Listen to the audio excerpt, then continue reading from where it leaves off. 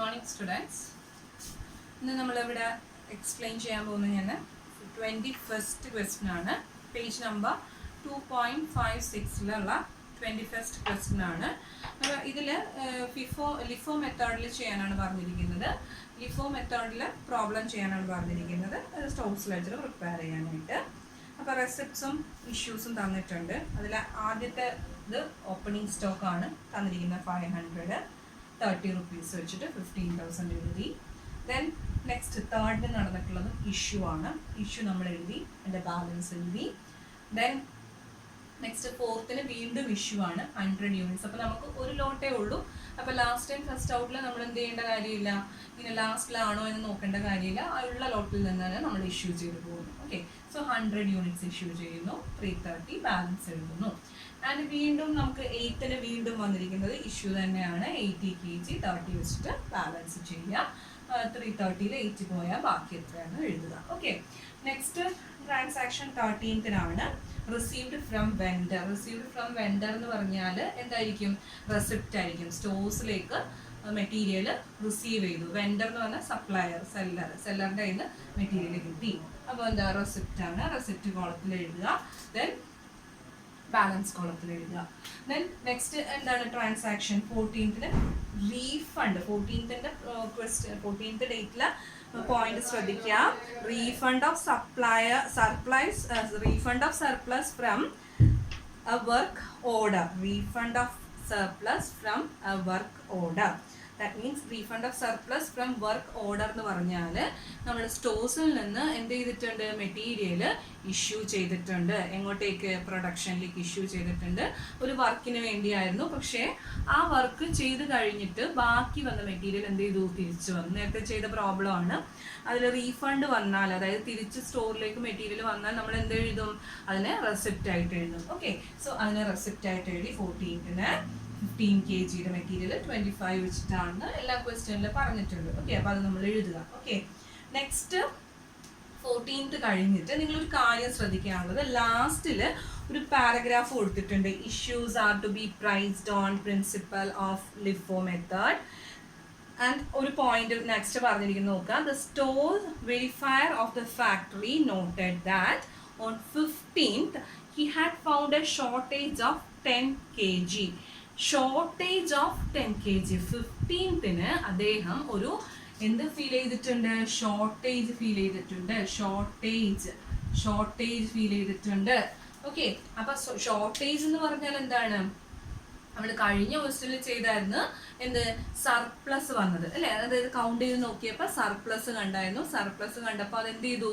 സർപ്ലസിനെ നമ്മൾ റെസിപ്റ്റ് ആയിട്ട് എഴുതി. ഓക്കെ, അപ്പോൾ അതുപോലെ തന്നെ ഷോർട്ടേജ് കണ്ടാലോ, അത്രയും കുറവാണ് കാണിക്കുന്ന യൂണിറ്റ്സ് എങ്കിൽ അത്രയും നമ്മൾ എന്തായിട്ട് എഴുതും? ഇഷ്യൂ ആയിട്ട് എഴുതും. ഓക്കെ, അപ്പോൾ നിങ്ങൾ ശ്രദ്ധിക്കേണ്ടത് ക്വസ്റ്റ്യനിൽ സർപ്ലസ് മെറ്റീരിയൽ ഉണ്ട്, എണ്ണിയപ്പോൾ സർപ്ലസ് മെറ്റീരിയൽ ഉണ്ടെന്ന് പറഞ്ഞാൽ അതിനെന്ത് ചെയ്യും? നമ്മൾ അതിനെ റെസിപ്റ്റ് ആയിട്ട് എഴുതും.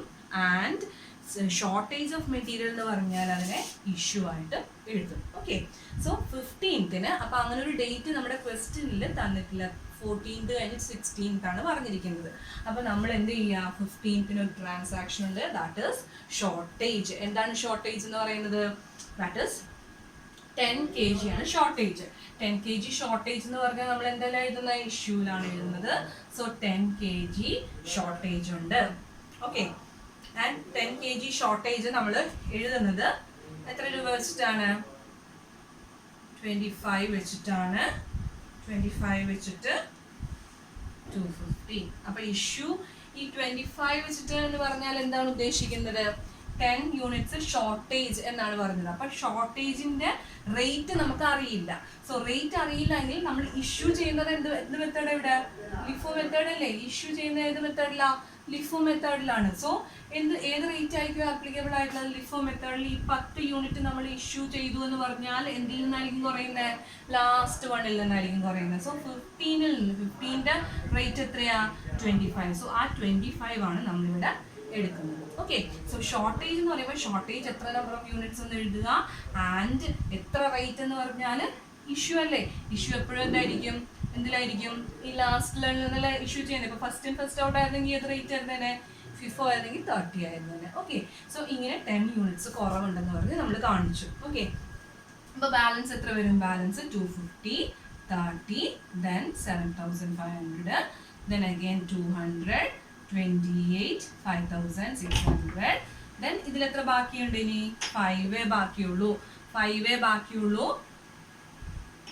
25 വെച്ചിട്ട് 5, 25 വെച്ചിട്ട് 125 ബാക്കിയുണ്ട്. ഓക്കെ, 125 ആണ് ബാക്കിയുള്ളത്. ഓക്കെ, നെക്സ്റ്റ് ഇനി വരുന്ന ട്രാൻസാക്ഷൻ 16th-നാണ്. 16th-ന് യൂഷ്വൽ ട്രാൻസാക്ഷൻ ആണ്. എന്താണ്? ഇഷ്യൂ ആണ്. Issue of 200. 16th-ന് വന്നിരിക്കുന്നത് ഇഷ്യൂ ഓഫ് 180 kg ആണ്. ഇഷ്യൂ ചെയ്തിരിക്കുന്നത് 16th-ന് ഇഷ്യൂ ചെയ്തിരിക്കുന്നത് 180 kg ആണ്. ഓക്കെ, അപ്പോൾ 180 kg എങ്ങനെ നമുക്ക് ഇഷ്യൂ ചെയ്യാം? ലാസ്റ്റ് ആൻഡ് ഫസ്റ്റ് ഔട്ട് അല്ലേ? ആദ്യം എന്തിൽ നിന്ന് ഇഷ്യൂ ചെയ്യുന്നു? 5-ൽ നിന്ന് ഇഷ്യൂ ചെയ്യുന്നു. സോ 5, 25, 125. ഓക്കെ, ആൻഡ് ഇനി എത്ര ഇഷ്യൂ ചെയ്യണം? ഇനിയുണ്ട് 175 കൂടെ ഇഷ്യൂ ചെയ്യണം. എങ്ങനെയാണെങ്കിലും 180 ആവുള്ളൂ. ഓക്കെ, സോ 175 കൂടെ ഇഷ്യൂ ചെയ്യണം. അത് ഏതിൽ നിന്നായിരിക്കും? അതിന് മുകളിലുള്ള ലോട്ട് അല്ലേ? 28 വെച്ചിട്ടായിരിക്കും. സോ 4,900 വരും. ഓക്കെ, അപ്പോൾ ബാലൻസ് എത്ര വരും? ബാലൻസസ് 250, 30, 7,500. ദെൻ ബാലൻസ് ഇവിടെ എത്രയുണ്ട്? 25 ഉണ്ട്, 28, 700. ഓക്കെ, ഇത്രയും വരും. ഓക്കെ, നെക്സ്റ്റ് ട്രാൻസാക്ഷൻ എന്താണ്? നെക്സ്റ്റ് ട്രാൻസാക്ഷൻ പറഞ്ഞിരിക്കുന്നത് 20th-നാണ്. 20th-ന് എത്രയാ? 20th-ന് received from vendor. Received from vendor receipt ആണ്. That is 240. ദെൻ 26 വെച്ചിട്ട് എത്രയാ? 6240. സോ ബാലൻസ് ചെയ്യുമ്പോൾ എന്താ വരുന്നത്? 250, 30, 7,500, 25, 28, 700. Then again 240, 26, 6240. Okay.